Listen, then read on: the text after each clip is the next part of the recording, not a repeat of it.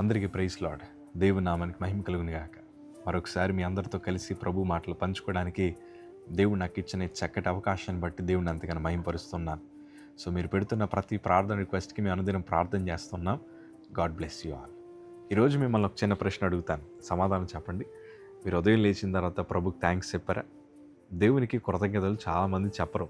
ఉదయం లేవగానే ఫోన్ చూసుకుంటారు, లేదా వారి స్నేహితులతో మాట్లాడడానికి ఇష్టపడతారు. కానీ దేవునికి కృతజ్ఞతలు చెల్లించడం కొంతమందికి అది అలవాటు లేని పనిగా ఉంది. ఒకవేళ చేయకపోతే ప్లీజ్ ఇప్పుడు చెప్తారా? ప్రభా, మాకు మా కుటుంబానికి మా గృహానికి క్షేమాన్ని ఇచ్చినందుకు నీకు వందనాలు చెప్పారా? God bless you. ఈరోజు కృతజ్ఞతలు చెప్పడం అనేది అది దేవుని చిత్తంలో ఒక భాగం.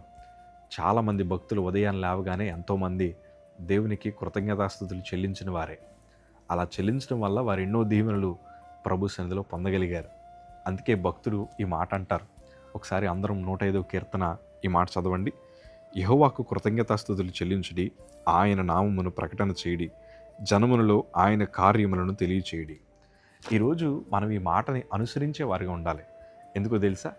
మనము దేవుని కార్యమును తెలియజేయాలి, కృతజ్ఞతాస్తుతులు చెల్లించగలగాలి. అలా చెల్లించినప్పుడు దేవుడు మన బ్రతుకులో ఇంకా ఉన్నతమైన కార్యాలు ప్రభు జరిగించడానికి ఆయన ఇష్టపడతారు. ఎందుకంటే కృతజ్ఞత లేని వారికి మనం సాయం చేయగలమా?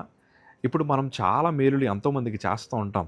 వారు మనకి తిరిగి థ్యాంక్స్ చెప్పకపోతే మనం గబుక్కని మాట అంటాం, అరే ఇంత చేశాను, నాకు కనీసం ఒక్క థ్యాంక్స్ కూడా చెప్పలేదులే అని మనం ఒక్కొక్కసారి మనసులో బాధపడుతూ ఉంటాం.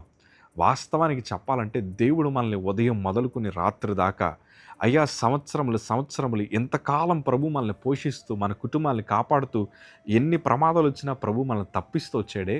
మరి ఆయనకి ఎన్ని థ్యాంక్స్ చెప్పాం? అందుకే ఈ మాట అంటాం, ప్రభా ఏమిచ్చినా నీ రుణం మేము తీర్చుకోలేము. ఎందుకంటే ఆయన ఉచితమైన కృప మనల్ని వాళ్ళ బ్రతికేలాగా చేసింది. ఆయనకి ఎన్ని కృతజ్ఞతలు చెల్లించాలో. ఈరోజు ప్రియ సంగమా, దేవునికి థ్యాంక్స్ చెప్తే నీ బ్రతుకు బాగుంటుంది.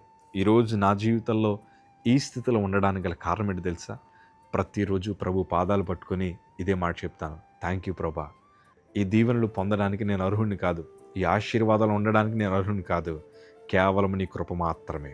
అలా థ్యాంక్స్ చెప్పడం వల్ల ఎన్నో మేలు నేను అనుభవిస్తున్నాను. మీరు కూడా అనుభవించాలని కోరుకుంటూ ఈ మాటలు చెప్తాను. ఎప్పుడు మీరు థ్యాంక్స్ చెప్పడం ఆపొద్దండి. ఏ స్థలంలో ఉన్నా, ఏ స్థితిలో ఉన్నా ప్రభుకి కృతజ్ఞతలు చెప్పండి. అందుకే యోబు చివరిగా తనన్నీ కోల్పోయినప్పుడు వస్త్రాలు చింపుకొని అంటాడు, నేను దిగంబరుడిగా వచ్చాను, దిగంబరుడికి వెళ్ళిపోతాను, యెహోవా ఇచ్చును, యెహోవా తీసుకెళ్ళిపోతాడు. ఎందుకంటే ఆయన చేతిలో సమస్తం ఉంది. కానీ దేవునికి నమ్మకంగా ఉన్నాడు, రెండంతల దీవెనలు పొందగలిగాడు. దేవుని సందులో అట్లాంటి కృప దేవుడు మనందరికీ దయచేదురుగాక. ఆమేన్.